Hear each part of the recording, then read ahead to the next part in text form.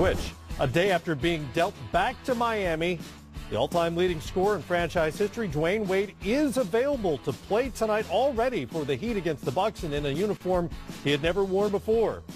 And continuing the homecoming theme tonight is Jimmy Butler, who returns to Chicago as a visiting player for the first time since moving to Minnesota. It's all next on Game Time. Hey everybody, it is Game Time presented by State Farm. Good to have you along with us. I'm Matt Weiner. That's the Czar, Mike Fratello, Brendan Haywood right over there. And unlike so many around the NBA, we have the same job we did yesterday because we weren't traded anywhere. Yeah, I thought I might have got traded to the starters or something like that. Or maybe 10 before tip with Jared. Everybody was getting traded. We wouldn't do that to you. Okay. You didn't go 0 for 6, did you, yesterday? No, I didn't go 0 for 6. That's what Channing Frye did. Channing Frye said, go 0 for 6 to get you out of there. Well, sure is plenty to talk about, starting with the Cavaliers. They are back on the floor tonight, as I mentioned, just down the road at Phillips Arena, where aside from LeBron, they will barely resemble their recent past or their future. Only 5 players from last year's finals roster are left over after the flurry of activity yesterday that sent 6 players in their combined 393 playoff games of experience packing. In their place, 4 new players, collectively younger, more athletic, but with much less postseason experience aside from the veteran George Hill. Now let's bring in the man who made all that happen, Cavaliers general manager Koby Altman.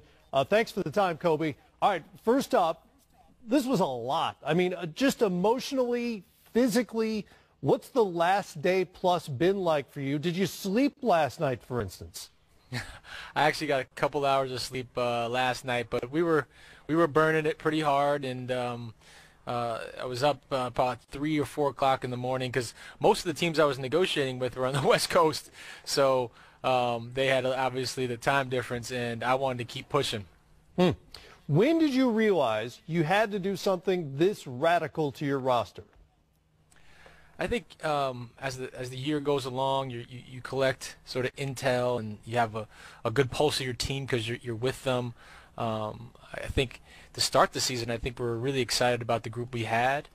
We realized we were a little older, but as you go over the course of the season and you realize you're not performing to the level of expectations that you wanted, you realize, should we start to tinker with some things? And then it got pretty bad in terms of how we were playing. I thought our energy and our enthusiasm were lacking, and I just thought the culture had to change. I wanted to bring some excitement and enthusiasm back to the building, and I thought this was going to really put some wind in our sails. Koby, Mike Fratello, did you have anything else going on and all of a sudden 3 p.m. came and it was just too late to get it done, or did you pretty much accomplish everything you were trying to? Certainly did, I think, with the 3 trades, but this is a work that starts pretty early on in the season, just in terms of canvassing the league and seeing what could be available, what opportunities, what clues are out there, who might be falling out of favor where, who's in rotations, who's not, and you try to figure out sort of what you can do. And then leading up to it, we sort of knew the price of some of the guys that we liked, and we sort of attacked them. No, I thought we accomplished a lot. I mean, we got younger, we got certainly more athletic, we got talent, we got sustainability with some of these guys who are under contract, and we're really excited about the guys we have. We have some dynamic players that we think are going to add some real life to this team, and we'll see how it goes. Koby, walk us through the thought process of what went into trading Isaiah Thomas. Was this more about on-court performance, not fitting in with LeBron James? We've heard some off-the-court things. Was this a locker room thing? What went into trading Isaiah? Because this was a guy that you brought in to replace Kyrie Irving. Certainly. Not easy. I think selfishly I really wanted it to work out because I'm the one that made the trade. But you have to look at the team, the dynamic, and the fit. And, my former boss, David Griffin, talked about that a lot when I was with him, is the fit right. And if the fit's not right, it's going to suck the energy out of the team. And that's not all IT's fault, but it was sort of the makeup of the team, the dynamic of the team. And I realized now is when we needed to make a change.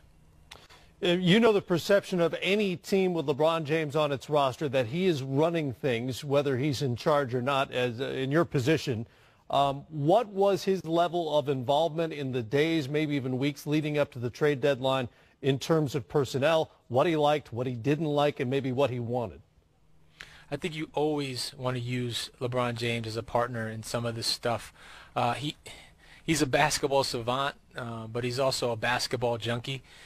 He watches NBA League Pass late into the night, and so when I'm bringing up these potential opportunities with him, he knows the scout report on these guys. He knows their strengths. He knows how they would play. He knows how they would fit. And so to pick his brain on potential acquisitions is great for us. And I think he's excited about these new additions. I think he's excited about the youth and also the athleticism. So we're an old team. And if we weren't executing right, it didn't look good. And so I wanted to bring some excitement back, some joy and some fun, and get back to playing that kind of basketball. But to your question, you definitely consult the player of LeBron James, and I'm excited for him, and I think he has a renewed sense of energy as well. Did the fact that you had to deal with the Lakers and that in turn helped them create more space have an effect on the final decisions?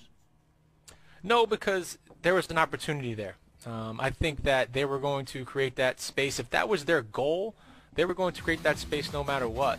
And I saw an opportunity there in terms of two young, talented pieces that I saw as core pieces moving forward.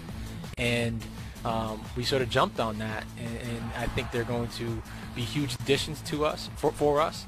And I don't think that us doing that deal would have precluded them from doing anything this offseason.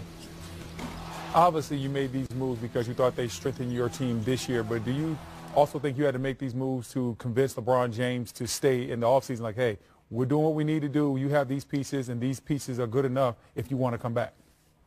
Well, of course, we want LeBron to stay long-term. We're focused largely on the now and into the future. And these trades sort of address that in terms of our sustainability. To have young assets under contract is huge for us. To know that we also have Kevin Love coming back, to know that we're going to add, another high-level rookie to go with Jetty Osman, and these young assets we brought into the deal. And so we really feel that we have a healthy franchise moving forward.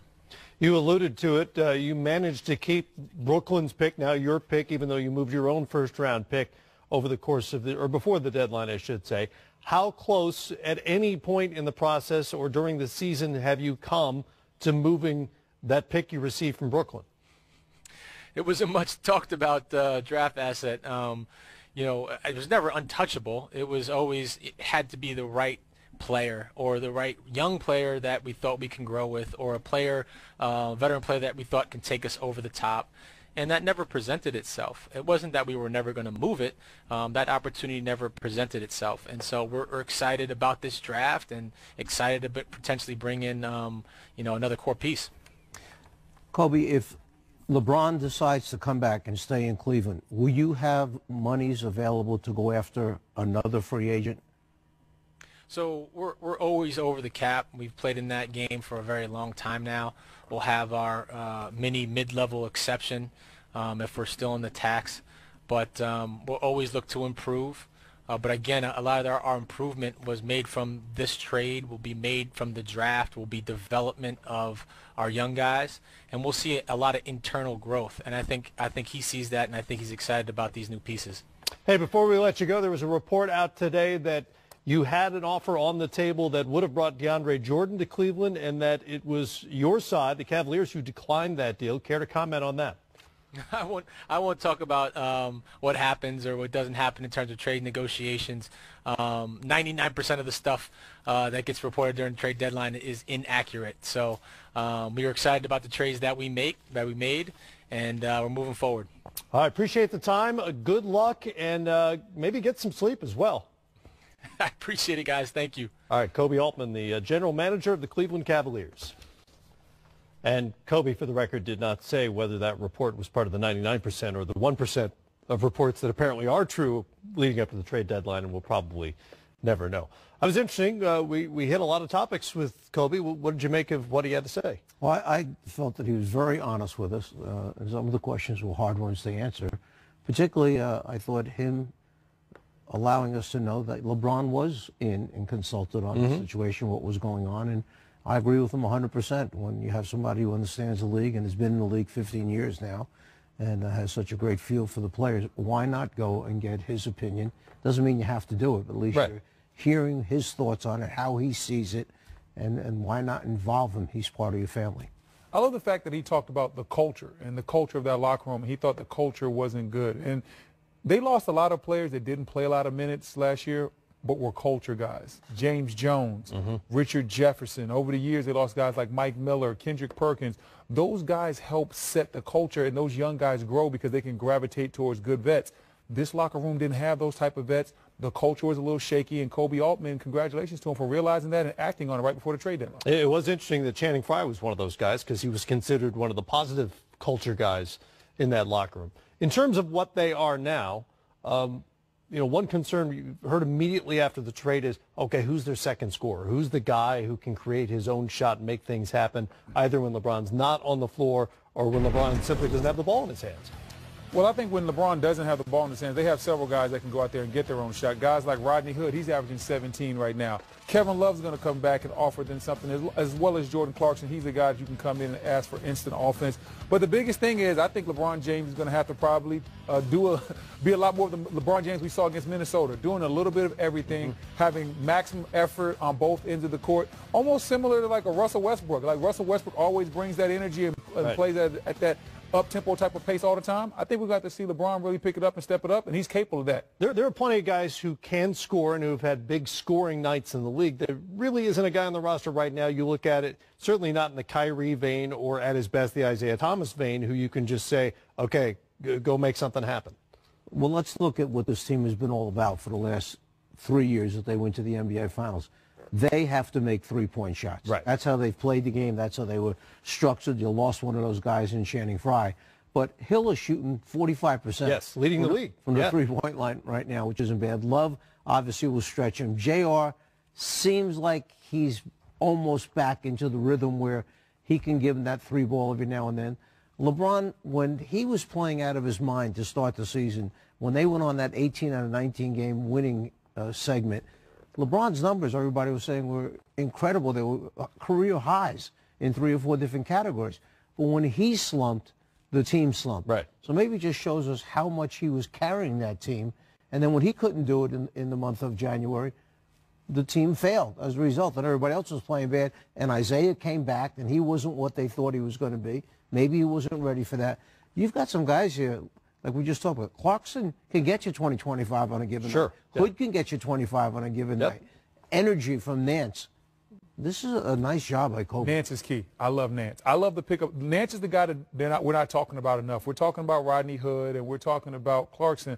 But a guy like Nance who can play the 5 for you, be a very good athlete, quick jumper. That's the one thing about Tristan. Tristan is not a quick jumper. He does a lot of things good for you, but he's a 2-foot jumper, which means it takes him time to catch and gather and finish.